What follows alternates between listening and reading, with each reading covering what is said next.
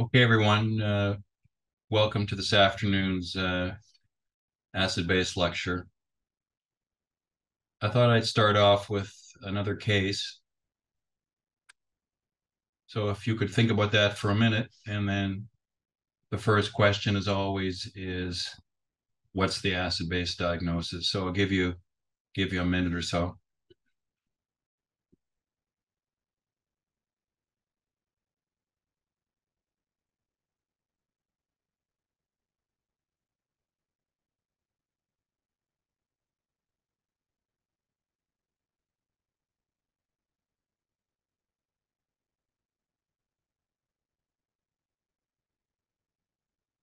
Hey, does anyone want to take a stab at that? If so, just please unmute and go for it.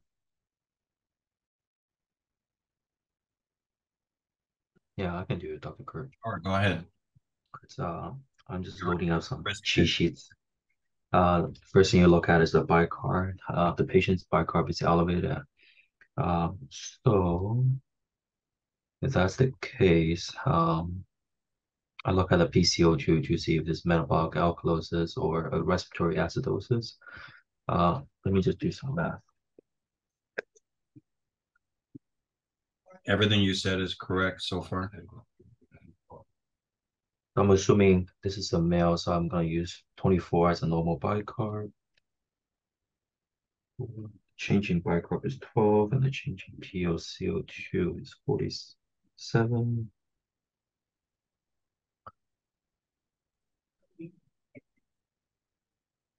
So it appears to be a metabolic alkalosis.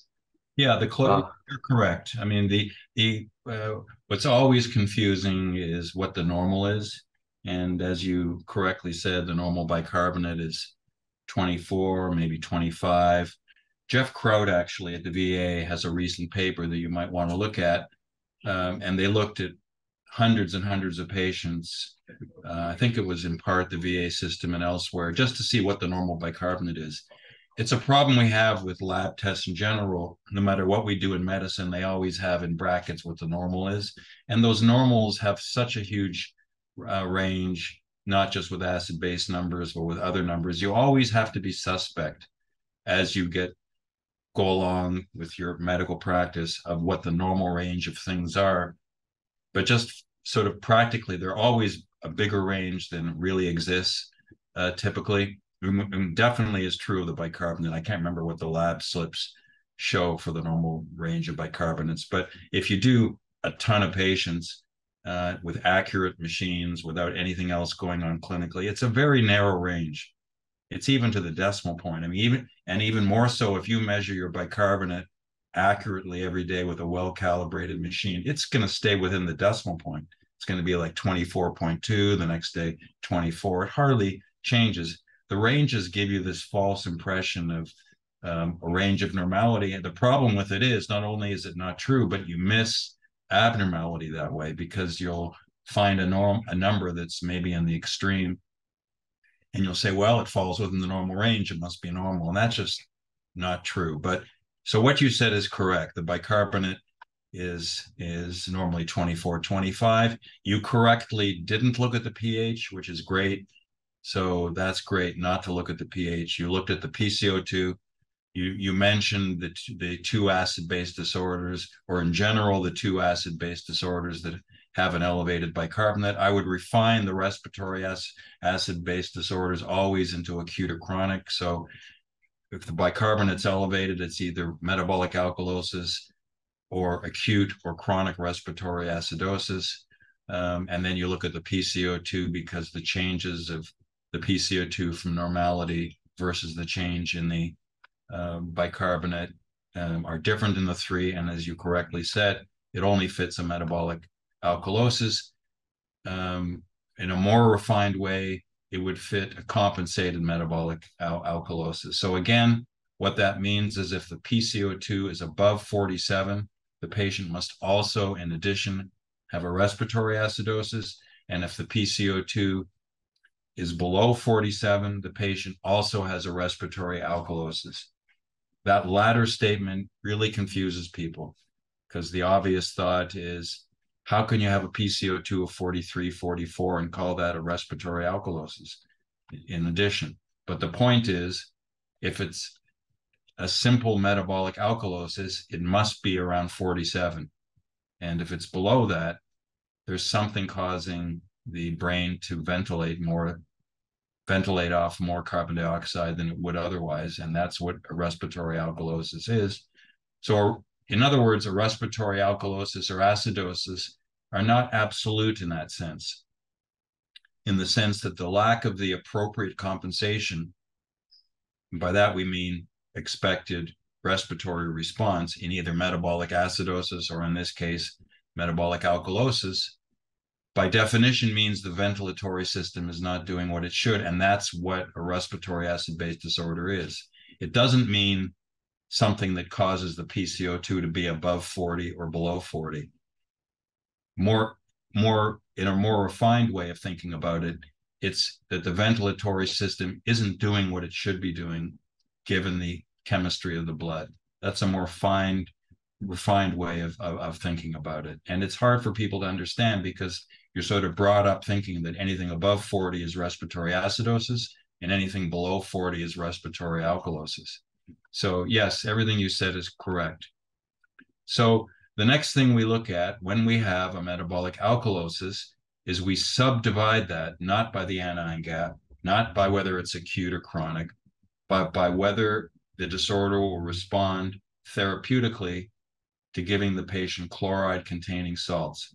Now that wording is very specific. We don't say whether if we give the patient saline, we don't say whether we give the patient sodium. We say very precisely whether the patient will respond to chloride-containing salts. And the reason we do that is not arbitrary. We do that because pathophysiologically in the nephron, it's the presence of chloride that we're now giving back that in some of the patients reverses the acid-base disorder. It's not the sodium, it's the chloride. And that's why we look after at what the urine chloride is. So instead of doing the experiment of giving chloride-containing salts and then deciding whether the acid-base disorder goes away when we give chloride, which we could do, we actually could in all patients say, well, how do we divide it up into a further subdivision as to whether the bicarbonate will return to normal when we give chloride versus not giving chloride? Well, the simple knee-jerk answer is just give chloride and see what happens. And that would work. The problem is it's a pain to do and it's not practical.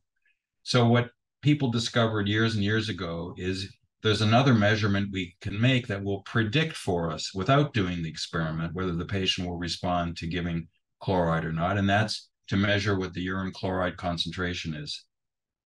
And it was found empirically that if the urine chloride concentration is below 20, some people say below 10, some people say 25, it's not that precise. The bottom line is if it's below what is expected, and this is a key but subtle point, it's not an absolute number, it's below what is expected in a normal person on the same chloride and water intake.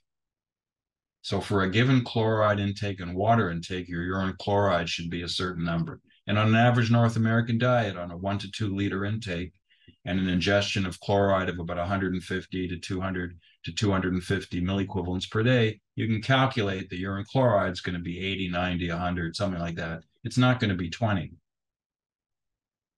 So if on a normal chloride and water intake, the urine chloride concentration is very low, that means that it's very likely going to respond to giving chloride. Now, why it's low is because the nephron is absorbing chloride like crazy. The nephron is trying to bring as much chloride back into the body as it can, but it's maxed out. But if you provide it exogenously, then you will reverse the abnormalities in the nephron, which we will talk about, that cause the bicarbonate to be elevated. So the key point here is that you're doing a test to predict whether the patient will respond to chloride, and we don't have to then go and waste time giving chloride and seeing what happens, which would also work. It'll either work or not work. If it doesn't work, we call that chloride insensitive. You'll see two terms, chloride insensitive or chloride resistant. And what you see in those patients is they just dump the chloride, just like you would. If I give you more chloride, you'll just pee it out. Your bicarbonate's not going to change. And it's the same true patients with Bartter syndrome or Gittelman syndrome.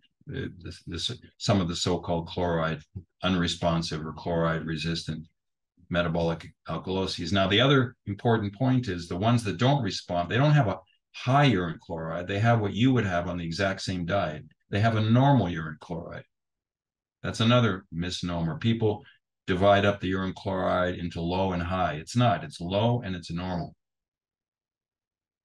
Now, the problem with measuring the urine chloride concentration or the concentration of any substance in the urine, as we talked about, is that that concentration could be turned into anything you want for the same absolute amount of chloride just by changing someone's water intake. So if you and I are excreting the same amount of chloride per day because our dietary chloride intake is the same, but I'm drinking twice as much water than you are, I'm going to have half the urine chloride concentration. And that's a problem because it's not an absolute number between people. It's only an absolute number for a given patient or a given person, depending on their chloride and water intake. And you can sort of conceptually think of a thought experiment where you have a certain patient ingesting a normal amount of chloride, but their water intake is 10 times normal. Let's say they have psychogenic polydipsia. Well, their urine chloride can get down to 10 or 15 or 20. And you're going to, if they happen to have a metabolic, let's say you have a patient with Bartter syndrome who has psychogenic polydipsia. They're schizophrenic and their water intake is 10, 12 liters a day. Well, they're going to have a low urine chloride, just like you and I would on the same water intake, but they don't have a chloride sensitive metabolic alkalosis. So you always have to keep that in mind.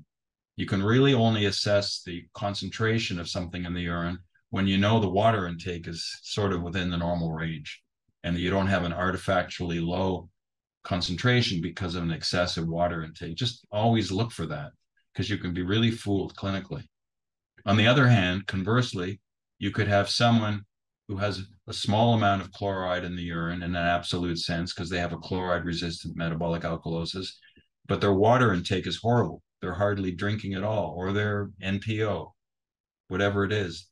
That will then raise the urine chloride concentration into a range that you might say, well, it's 40 or 50. It's sort of in a gray zone. Is that chloride sensitive or chloride resistant? Well, the first question is, what's their water intake? If their water intake is, 100 cc's a day or 200 or 300 cc's a day, that's going to raise their urine chloride concentration there. The kidney is going to be retaining water like crazy, and that's going to raise it. So that's why, again, we get into either absolute chloride excretion rates or fractional excretion rates, these numbers that have nothing to do with the water intake. But if you do a urine chloride concentration, which is typically what you're going to do when you graduate or what you do currently, make sure you also assess the water intake so that you don't have artifactually low or high concentrations based on additional things going on the water intake side. Okay, so the patient has a low urine chloride. You'll tell the house staff, great, this patient is likely going to respond to giving chloride-containing salts, and you'll give X amount and see what happens to the bicarbonate. But remember, when you're giving the saline, you're giving chloride. That's why the bicarbonate starts to come down. If the bicarbonate doesn't come down, you were wrong in your diagnosis, and you have to think that your chloride measurement was wrong, or the patient was on a ton of water, and that's why the chloride was low, not because there's little chloride in the urine. Okay, so let's talk about now the GI tract and the pathogenesis of the elevated bicarbonate, because that's really, once you make the acid-base diagnosis, what you need to think of. Where did the bicarbonate come from? We'll talk about the questions you need to ask to account for the disorder as we go along. So if it's the stomach, you have to know what the transporters are in the stomach. Once you know that, the cartoon here and knowing the transporters will help you account for where the bicarbonate's coming from. So the first thing to think about is, it doesn't say it, but this is a parietal cell in the stomach. The bicarbonate is being generated by the parietal cell. So how does it occur? Well, on the luminal membrane of the parietal cell is a protein called an HK ATPase. The ATP is not shown here. It's not a electroneutral transporter like the sodium hydrogen exchanger. This requires ATP splitting. It's an active transporter. So with a split of each ATP, you secrete a proton, and a K comes into the stomach. But that proton came, in a net sense, from carbonic acid. So every time one proton goes into the stomach to acidify it, the cell generates one bicarbonate ion. So the bicarbonate doesn't stay in the cell, and it definitely doesn't go into the lumen, or we'd never be able to acidify our stomach contents. The bicarbonate leaves the cell on the other membrane called the basolateral membrane on a protein called AE2. It's similar to the AE1 protein that I showed in the type A intercalated cell that's mutated in one of the types of genetic causes of distal RTA, hypokalemic distal RTA.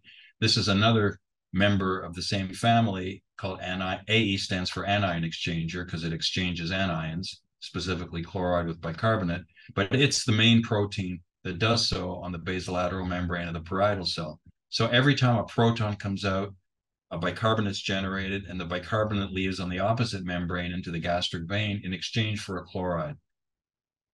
The chloride, there's also a chloride channel on the apical membrane. There are other K channels, so you don't fill up the cell with K or with chloride. These things all leave also. I didn't show it for simplicity, but just what you need to remember as a renal fellow is that every time a proton comes into the lumen of the stomach, you create a bicarbonate ion, which then leaves into the gastric vein. Now, this also occurs every time we eat. That's what's called the alkaline tide. You might have heard of it, that while you're eating, you're generating bicarbonate in the parietal cells that go into your blood.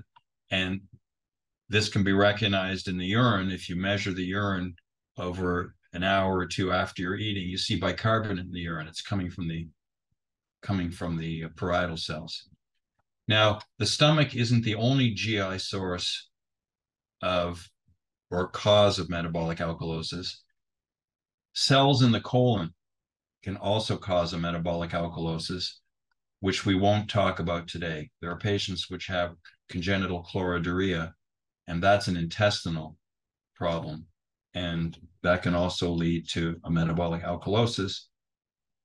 In general, as far as the gastrointestinal tract, the stomach leads to a metabolic alkalosis. The small intestine diarrheas lead to a non-GAP metabolic acidosis, and colonic diarrheas lead to a metabolic alkalosis. So as I've said before, just knowing the acid-base disorder and knowing something clinical about what's going on, especially if you have diarrhea, if you rule out vomiting, it's not the stomach, obviously. But if you have diarrhea, if the patient has a non-GAP metabolic acidosis, you can be pretty darn sure it's a small intestinal source.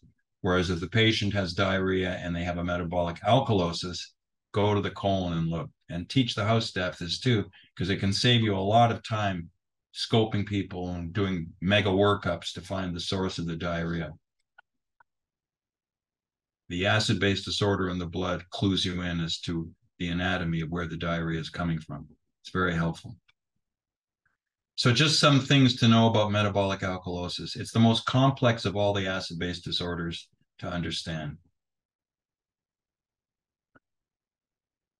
Insights into the specific molecular transport mechanisms in the nephron have made it possible to address reasons for the acid-base disorder or the acid-base phenomenology that you see at a clinical level. It's only in the last 20, 30 years with a deeper understanding of the proteins responsible for transport in the nephron and where they are that have made this more understandable. But there are still many questions, and no one truly understands the cause or the specific reasons for why the bicarbonate's elevated in a given patient, even to this day. A lot of people think they do, but they don't. There's a literature that dates back to the 1930s, and there are still unresolved issues that are controversial. I'll explain some of the things that are less controversial today, and in future talks, we'll get into the granularity and into the weeds of what's really going on in metabolic alkalosis. But just know that if you're confused about it, or you hear different attendings or different house staff giving you different reasons for different things, it's because it is such a confusing literature, and people tend to just focus on certain things they feel comfortable with. But just realize, you're looking at the tip of the iceberg as far as understanding. And there's a whole world below. So we'll slowly get into a number of these concepts and address certain questions which are of interest. So if you just look at the blood chemistry and metabolic alkalosis, on the left side is sort of a normal cartoon of what the breakdown would be. I left out as potassium here of the important cations and anions. So but it does show what's in the anion gap. So sodium on the left, and chloride obviously is the most prevalent anion. Bicarbonate is left, but those two together don't give you the charge on sodium. And remember, we always have to maintain electroneutrality, not just in human physiology or biology, but in any solution. The positive charges always equal the negative charges. So in general, just as if you leave out potassium, which is small compared to the concentrations here, ideally we would have potassium here also. The chloride plus bicarbonate plus anion gap equals the sodium concentration. That's why we use the anion gap that's why we use the sodium minus chloride plus bicarbonate to calculate the anion gap. Another way of saying that is that the anion gap plus the bicarbonate plus the chloride is equal to the sodium concentration. Now, in metabolic alkalosis, if you didn't know anything, you would say, well, the bicarbonate goes up, the chloride goes down, and we're fine. The anion gap stays the same. But it turns out the anion gap goes up in metabolic alkalosis also.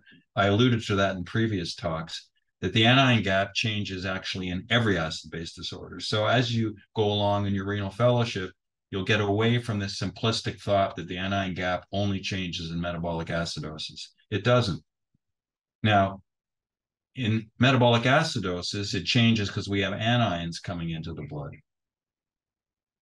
So that makes sense. But in all the acid-base disorders, it changes for another reason, including metabolic acidosis. It changes because of what happens to albumin. So why does the anion gap change in metabolic alkalosis can be generalized into asking the question, why does the anion gap change in all the acid-base disorders? So we can ask, in a general sense, why does the anion gap change, particularly in metabolic alkalosis? But the same phenomenology is occurring in all the acid-base disorders. So the anion gap's normally 11. But remember that the anion gap is in part made out of albumin, which is a buffer. Albumin binds protons. And just changing the albumin itself without changing the pH, for every 1 gram per deciliter change in albumin, the anion gap changes by 2.5 milliequivalents per liter. People, aren't aware of that. The anion gap is not a fixed number. You have to look at the albumin concentration, both high and low. So this is sort of a general rule, but that only talks about the total. There's another effect that affects albumin, and that's what your blood pH is. And it's known that for every 0.1 change in pH, the anion gap changes 0.15 in either direction. And this is the reason, this right here is the reason the anion gap changes in all the acid-base disorders where the pH is changed, obviously. The pH has to change. So a more general way of thinking about it is anytime your blood pH changes, your anion gap changes. It doesn't matter what the cause is. And it's simply because albumin has protons attached to it. And every time you change the pH, you either deprotonate albumin when your blood is more alkaline, such as a metabolic alkalosis or respiratory alkalosis. You create more charged albumin. You drive the reaction this way.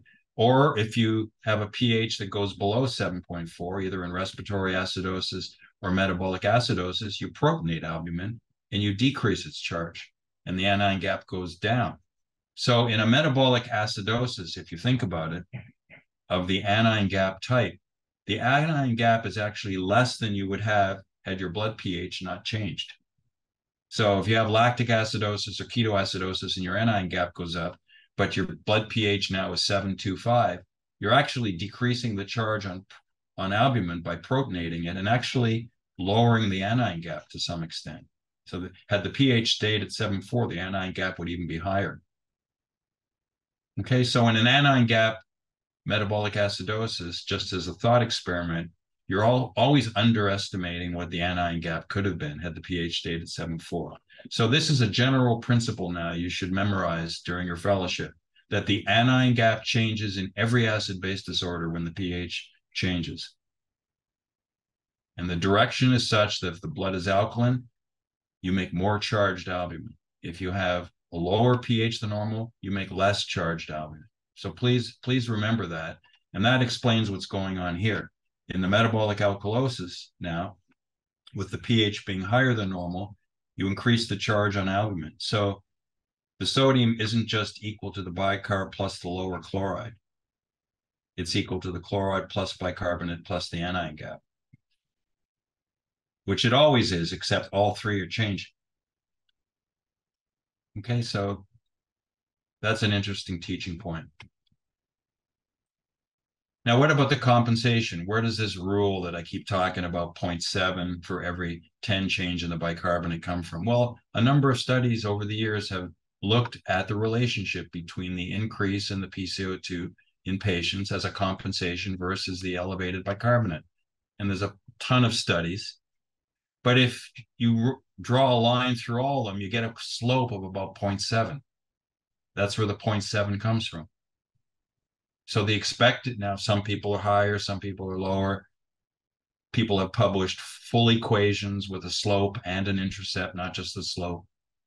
But if you just ask the question, what is the relationship in all these studies that have appeared in the literature between the bicarbonate concentration in a patient and what their PCO2 goes to, you get about 0.7. It's not 1-to-1 or 1.2-to-1. Like the slope is steeper in metabolic acidosis. Of course, it's in the opposite direction.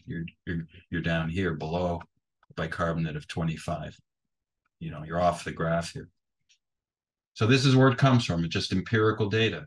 But you must remember that the compensation isn't just something that occurs in metabolic acidosis. This has been known for 40 or 50 years already. But unfortunately, in medical school and as in residency, they only taught Winter's formula. So your brain isn't even aware that there's a compensation in metabolic alkalosis. But you must remember that, because if the PCO2 is above what you predict, your patient also has a respiratory acidosis, as we talked about a few slides ago. And if your PCO2 is below what you predict, you also have a respiratory alkalosis, no matter what the absolute number is. It falls below this line. So that's the compensation. It comes just from human biology, mammalian biology. Dogs do the same thing. Any animal that's been studied does the same thing. They have a respiratory compensation. Now, what about the therapeutic response to chloride? That's something else you have to look at, as we talked about in the patient we just presented. Again, the urine chloride is what you're going to see clinically most of the time, but remember what can change it with the water intake. If you want, you can get a fractional excretion of chloride, which will get rid of the water component. Or if you have the time and you have the wherewithal and you want to do it, get a 24-hour urine chloride excretion, and it'll be much less than you would expect on the same dietary chloride intake. This is, again, the last way of getting rid of the water component affecting your number. Now, if you talk to 1,000 clinicians, including nephrologists, and ask them, what is the factor involved in the metabolic alkalosis, you're going to get as many factors as people you ask. Some people say it's the hypokalemia. Some people say it's the ECF volume. Some people say it's the sodium concentration. You can read all these. There's many, many different factors that people have hypothesized. And the reason there's so many factors is it's very, very hard to do an experiment to isolate just one factor independent of the others and then invoke a causal relationship, not an associative relationship, but a causal relationship, which means in the absence of that factor, the result wouldn't occur. It's just hard to do because these things are all changing simultaneously in a given patient, or many of them are. And so people since the 1940s have been trying to figure out what are the exact factors that are actually causing the elevation in the bicarbonate concentration. And as I said, There's still controversies. And so if anyone clinically, any attending or fellow or house staff tells you this is the cause, it's not true. Your first thought should be first to know the literature if you can, which will take time because it's a confusing literature, which I'll go over in subsequent lectures. But just know in the back of your mind that what you're discussing has been significantly simplified.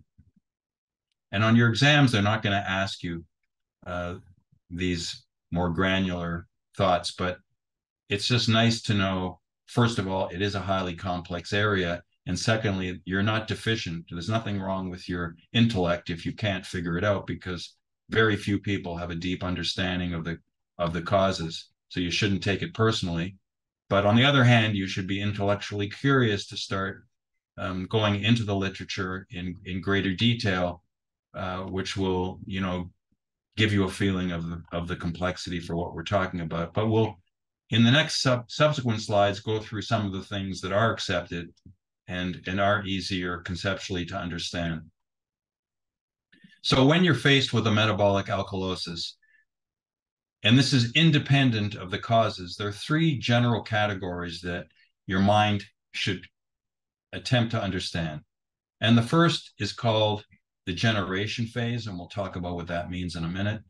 Then there's the maintenance phase, and then there's the correction phase. So these are temporal phases if they occur sequentially. They're also different pathophysiologic phases where all the factors we just talked about play different roles. So even if someone asks you what the cause is, you have to subdivide all the causes on that previous slide into each of these. So it's even more complicated because the factors affecting each of these differ depending on which of these three phases you're talking about. And each patient with metabolic alkalosis goes through these three phases. So again, these factors are involved in the generation, maintenance, and correction, and their groupings and what is important, what is not important, varies depending on which of the three you're talking about. So very complicated matrix of phenomenology. So let's talk about the generation phase first. And this has to do with what is the cause of the increased bicarbonate. And that could be, without knowing any human biology, just thinking logically, two possibilities. Okay? Either you have a source of bicarbonate, you infuse bicarbonate into the body. So you go from this amount of bicarbonate to this amount of bicarbonate, double the amount, with the same amount of water. So that could be one reason the bicarbonate concentration goes up. You have an absolute increased amount of bicarbonate in the body without any change in water. The other possibility is you have the exact same amount of bicarbonate, but you lost, let's say, half the water. So there's no difference in the amount of bicarbonate. You have a water issue where you've lost water and the bicarbonate becomes more concentrated. That's called a contraction alkalosis. Now, the problem is people use this term for this first part also, erroneously. They call everything a contraction alkalosis, but that's not correct. The word contraction alkalosis should really only be used when you are metaphysically certain that you have the same amount of bicarbonate, and the reason your patient's bicarbonate went up is because they lost water. Unfortunately, that we don't see clinically. People don't get a metabolic alkalosis when they have central or nephrogenic diabetes insipidus, even though you might think they should, in the sense that the bicarbonate concentration should go up. We won't talk about why that is today, but just please accept that you don't get an acid-base disorder in central and nephrogenic DI. So this should be used very sparingly. And if you hear anyone use the word, my patient has a contraction alkalosis, eventually, try to correct them as far as their misunderstanding. This is by far the most common reason the bicarbonate goes up. You have a source of bicarbonate somewhere. And now, once realizing that, it's incumbent upon you to find the source. That's really the goal clinically. Not to make this distinction because B is so rare. By far, if you were guessing, this would be the cause. And then you have to find out where the bicarbonate is coming from. which vein is infusing bicarbonate into the patient's body, assuming they're not getting bicarbonate because of an MD. Now, the second thing you have to explain is why the bicarbonate's not coming out in the urine, and that's called the maintenance phase. And the reason I say that is the kidney has a fixed ability that when we showed the proximal tubule bicarbonate indirect transport processes before when talking about RTA, you have to also realize that this only works up to a certain blood concentration. This is a complicated slide, so I won't get into all the details here. It's from a paper in the 60s, but it's a plot of the bicarbonate concentration and either the reabsorbed or excreted amount. And forget the units; it's in microequivalents per mil GFR. That's not important. But what's important is as you raise the bicarbonate concentration, and we'll forget the upper curve for today's discussion, but as you raise the bicarbonate concentration, you start seeing bicarbonate coming into the urine only when you get about above a blood level of 24. Until then, you don't see anything in the urine. And that's because the transport capacity of the proximal tubule under normal physiologic conditions is fixed. And after a certain amount, it just dumps the bicarbonate. It's like you can think of it as a thermostat. You're set at 24, 25, and above that, you just pee out the bicarbonate. But that should bother you, because if that's the case, how can anyone ever have a blood bicarbonate concentration above 24, 25? If I just said that you dump the bicarbonate above 24, 25, then you should never see a metabolic alkalosis, even if you have a source. Let's say I'm vomiting and my gastric vein is pumping a ton of bicarbonate into my blood, or I start an IV of bicarbonate. That should all get dumped in the urine. It should never allow the blood to be increased. So that should bother you, how you even ever have a maintenance phase. So, but we do know we do have blood bicarbonate concentrations above 24. So again, just thinking logically, that just tells you that we must have perturbations of the maintenance phase. We must be doing something to the kidney to prevent it from dumping the bicarbonate. Even if you don't know anything and you don't know what the kidney is doing, the fact that you have a bicarbonate over 24, 25 is telling you there's something wrong with the maintenance phase. You're creating a maintenance phase when you shouldn't be. In other words, you should be dumping that bicarbonate. We'll talk about what that is in a minute. So getting back to the generation phase in greater detail, these are all the sources of why a patient might get bicarbonate. And it's an exhaustive source, and clearly it's a lot for one slide, but I thought I would just go through it. You could be getting an exogenous load because of an MD, and that could be bicarbonate, or it could be an organic anion, such as citrate or acetate in TPN or lactate in peritoneal dialysate solution. All these things lead to a bicarbonate load. And if it exceeds the kidney's ability to excrete it, it's going to build up in the blood. Or it could be an endogenous source. There are various cells and there are various mechanisms. We won't get into those today. It could be another source, not where, in this particular case, not shown, is protons actually enter the cell. That leaves a bicarbonate outside the cell. Or it could be organic anions that are made endogenously, sort of like number one, except the body's doing it. The kidney can also increase its new renal bicarbonate generation. We talked about it being about 40 or 50 milliequivalents a day to match your daily hepatic proton load, but there's some conditions where the kidney is actually the source of the new bicarbonate, such as in Barter's or Gittleman syndrome. It's not the gastric vein or the intestine. The kidney is actually generating more new bicarbonate in those conditions than it should. It's a kidney cause of excessive new bicarbonate generation. It could also be a lack of bicarbonate secretion. We'll talk about that today a little bit, but the kidney not only absorbs bicarbonate, there's a cell in the nephron called the type B intercalated cell that actually secretes bicarbonate. And there are conditions where bicarbonate secretion in the nephron decreases. And that can lead to an elevated blood bicarbonate concentration. As I mentioned before, and more commonly, you can have a GI load from the intestine. of bicarbonate, which is usually the stomach, less the colon if it's diarrhea, never the small intestine. That causes a non-GAP metabolic alkalosis. And very rarely, we won't talk about it today, you have situations where water is lost and the bicarbonate goes up without a change in the absolute amount of bicarbonate in the body. So if you think about it in a little more mathematically or quantitatively, the blood bicarbonate or plasma bicarbonate, people interchange blood and plasma, and I really shouldn't be, but so the bicarbonate concentration is 25 millimolar. Let's say you filter 144 liters of water a day. Each liter has 25 millimoles per liter. That's going to be about 3.5 moles a day are coming through the glomeruli, or 3.5 equivalents, a day. And you're only excreting 10 to 20 milliequivalents. I mean, it's nothing compared to what's coming through the glomeruli, which means essentially all the filtered bicarbonate's been reabsorbed in the nephron. But if you give bicarbonate and get it above 25, you're not going to reabsorb more and more of this. This is the maximum roughly you're going to absorb.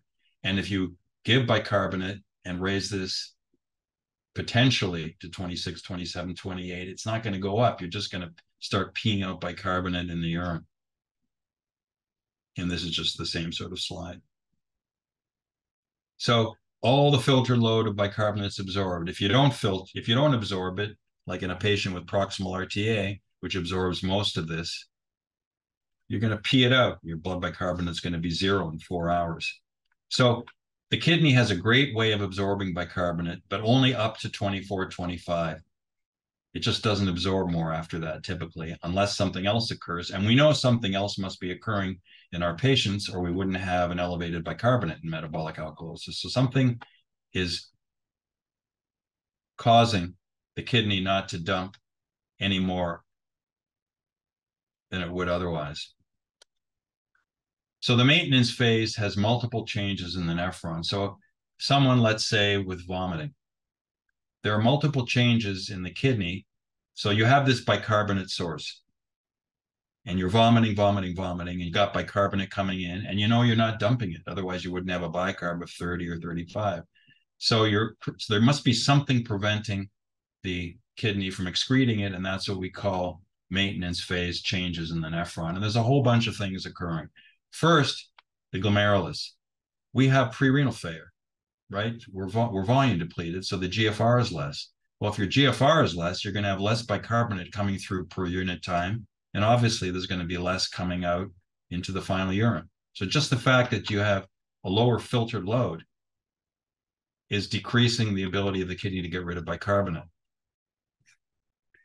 So the GFR is down. You also have enhanced proximal tubule everywhere in the nephron, really. There's changes. The proximal tubule, because angiotensin 2 goes up, your sympathetic nervous system changes. I didn't talk about what modulates the proximal tubule bicarbonate transporters, but those hormones and the sympathetic nervous system actually change the transport rate of NHE3 and MBCE1A, the transporters that I showed last week. They enhance their transport rates, and that causes the proximal tubule to absorb more of the filtered load that it typically would that's coming through. There's also enhanced bicarbonate absorption in the thick ascending limb. I didn't talk about the cellular anatomy in the thick ascending limb yet, but some of the bicarbonate is absorbed here. There's also changes in the connecting tubule and choroidal collecting duct, where we have less bicarbonate secretion. These two parts of the nephron have type B intercalated cells or beta intercalated cells that secrete bicarbonate. And the bicarbonate secretion is actually decreased.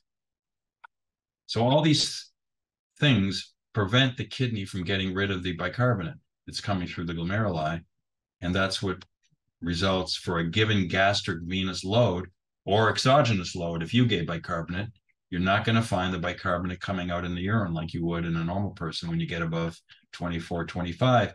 You're at 26, 27, 28. There's still a little bicarbonate in the urine because of all these things happening in your patient.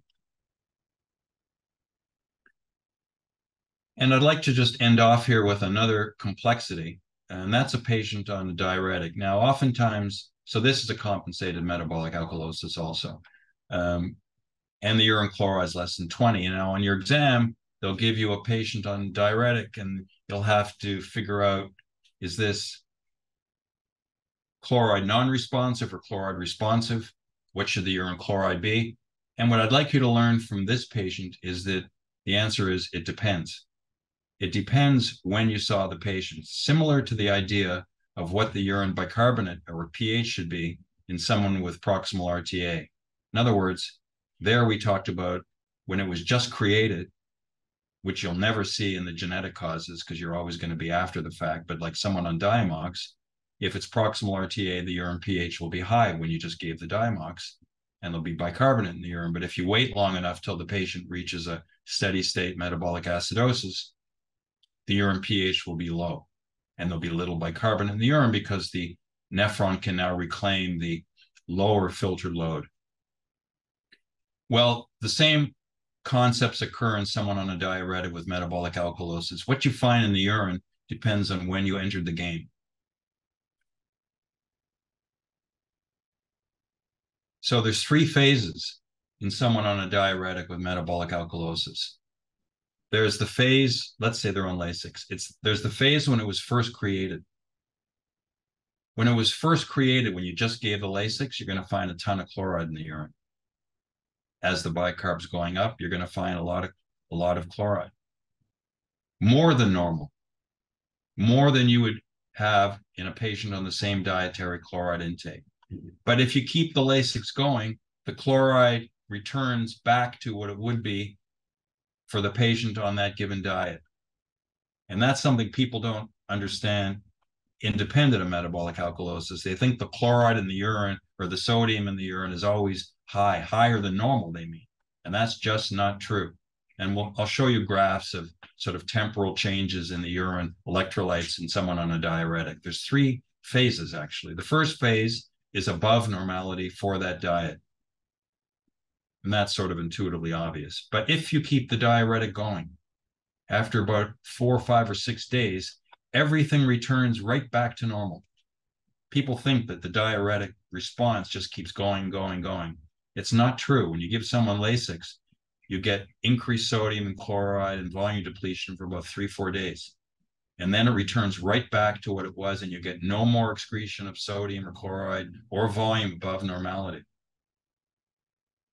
It's a real important concept, which is sort of a separate topic. So in the first phase, if you came along, you'd see the bicarbonate elevated with a lot of chloride in the urine above normality for that. And normality, I mean, for what yours would be on that diet, or what the patient's chloride was before on the same diet. And that's a whole separate problem because people aren't on the same diet. It's very hard to compare people if they're on different diets, but this is just a conceptual understanding. The practicality of it is harder, obviously, in the real world. So initially, you find a high chloride above normal. Then, if they're on the Lasix, let's say for 3, 4, 5 days, it returns to normal. But the point is, it's not low. When the Lasix is stopped is the key.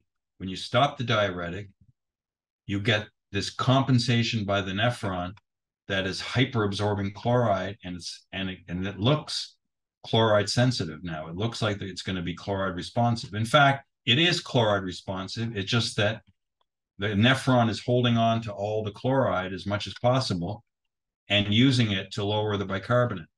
So on an exam, if you see a patient on a diuretic and they ask you, what should the urine chloride be?